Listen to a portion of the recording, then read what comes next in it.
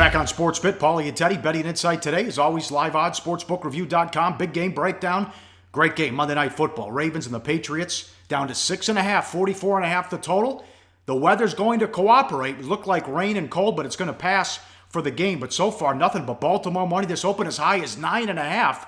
Is that key teaser protection shop, 5 dimes, plus 8 at most shops, but blew through 7. In order for that to happen, Teddy, we're talking about a ton of money here. Well, yeah, and of course, especially on a Monday Night Football game where you know plenty of recreational bettors aren't going to do anything except for play on Tom Brady and the Patriots. So to see this line move, and it was, widely available at 8.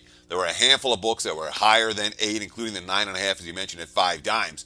So to blow through the 7 the way that it did, and it's been two separate moves. One to the 7, a second one through the 7. We know that the wise guys, are the only people that are betting this game during the week, really like the Baltimore side. No intimidation factor here at all. Remember, they've won twice in Foxborough during the playoffs. They roughed up Brady the one year, I think 2010, I believe, in a blowout. And they also won the year they won the Super Bowl when they beat the 49ers. And remember, the close loss was the Lee Evans game when he dropped the game-winning touchdown, and Cundiff came out and missed a chippy, and the Patriots won that one. So they are right there with these guys. Sure, 3-3 straight up the last 6 meetings. They've won twice in the postseason, and they covered twice in playoff losses here. And of course, we're starting to see signs. Certainly last week against Miami, Flacco and the offense started to get it. 8 different players had multiple catches in the win over Miami last week.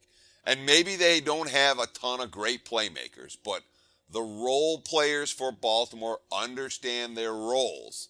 When the ball gets to the right spot, Flacco, he's been at his best in the no huddle. And that's why I don't like the under in this ball game, because Baltimore's been able to move the football more effectively when they've been pushing the pace than when they've been a little bit slower pace. So I wouldn't be surprised at all to see the Ravens run a fair bit of no huddle in this ball game, which I think give Flacco an edge.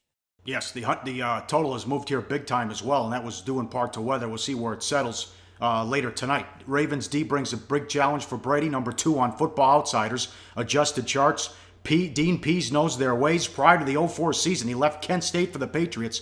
2 years as a linebacker coach in New England under Belichick, another Sabian associate. He coached alongside Bill's father, Steve, at Navy in the late 1980s. After the 2005 season, he was promoted defensive coordinator, replacing Mangini. It's huge here, Teddy. Big spot. Well, yeah. Pease really knows the Patriots defense as well as any opposing coach in the NFL. You're talking about a guy, again, he coached with Belichick's dad at Navy. He was in the Patriots coaching staff for the better part of, I think, 6 years. He was in New England, and he signed with Baltimore in 2010. After leaving New England, he didn't want to coach for Belichick anymore. So we know that this defense, more than most, has a chance to slow down that Patriots passing game.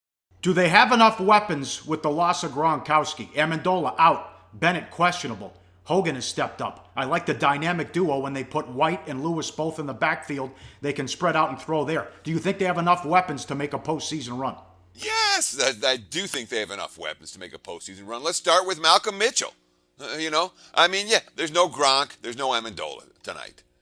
And the fact that Brady missed those early season games probably matters a little bit. He didn't get as much chance to work with Martellus Bennett or Mitchell when it came to August and September. But look at the chart here on Mitchell, the graphic for Mitchell. The first 8 games, he's got 7 catches. The last 3 games, 17 catches, 222 yards, and 3 touchdowns. Brady's quote speaks volumes. Your team changes a lot over the course of the season with injuries and adjustments and schemes. You have to adjust when Gronk goes down. You have to adjust when Deion Lewis comes back. You have to adjust when Danny goes out. So it's just constant adjustment and trying to build on certain things and adjust to certain things. I don't worry about New England's skill position talent. I worry about the fact they've lost that 2 tight end combination that was so devastating. But to say, no, this team's not capable, we know they're capable, Pauly. They've done it, 6 times already? And been to the Super Bowl with Brady and Belichick as a duo. Research before you bet. Be sure to check out SBR Picks for the best game predictions, breakdowns, and much, much more.